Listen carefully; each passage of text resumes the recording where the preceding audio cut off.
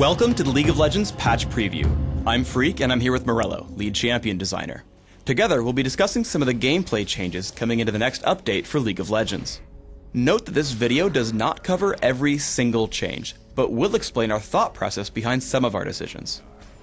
We're making two small changes to Twisted Fate. We're increasing his base attack range and making the player manually acquire targets once he locks a card. What are we hoping to do with these changes? One of the things we really wanted to do is improve Twisted Fate's laning consistency and ability to trade with other people in lane, which is poor right now. Not only can Twisted Fate now trade more effectively with other auto attackers since he has a similar range, Pick a Card now has similar range to spells as well. This lets him trade with characters like Ahri or not come out in unfavorable or completely unsafe positions when laning against a multitude of characters. The manual acquisition of Pick a Card is a quality of life change. A lot of TF players express frustration with gold card would come up and then accidentally fire against a target you didn't intend to. This will make it so TF really has control over the targets he picks, and he has to choose the most effective target as opposed to accidentally firing it at the wrong target due to fate or weird circumstances. We're nerfing the healing per stack on Tryndamere's Bloodlust. Why are we nerfing Tryndamere? It's almost impossible to push Tryndamere out of lane when he's doing well. This is because the heal for how much rage he has is very high. This means when Tryndamere is in there dominating his lane, getting tons of hits on the enemy, crushing lots of minions, his rage is always full and he's healing for a ton. This doesn't leave a lot of counterplay options to the enemy laner.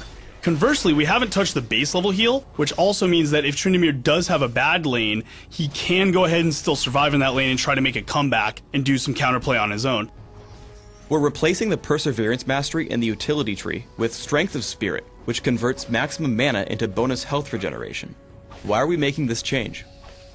Since Perseverance works on total base percentage of health regeneration, it really wasn't usable in most cases except in very abusive cases. Furthermore, Strength of Spirit was a really fun old mastery. We thought it added a lot of cool item choices and a lot of different ways you could build your character based on having this mastery, so we wanted to put it back in the game and reintroduce those options. The utility tree has been underappreciated since we've done the new masteries as well, so we wanted to use this as an opportunity to put some good buffs deep into that tree. We're introducing a lot of new runes in the new patch to replace the dodge runes that we're removing and refunding in the near future. These new runes have stats like hybrid armor and magic penetration, gold over time seals, bonus percentage health, lifesteal, and spell vamp. What are the goals with these new runes? Simply put, the first reason is new runes are cool and make more options for players. Players like to experiment with crazy builds, find their own niche of the way they like to build champions, and new runes just allow you to do that better.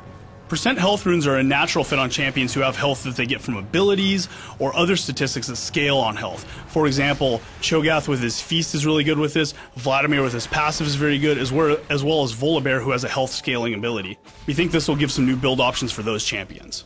Hybrid penetration runes are something that not only fans have been asking for a while, but also really gives that kind of like, oh, do I build armor or magic pen on characters like Akali or Jax or Kayle or other champions who scale on both magic and physical damage? For these hybrid characters, these new runes will give you more total penetration than alternating magic and armor penetration runes would on their own. I wanted to talk for a second about the new lifesteal and spell vamp quintessences.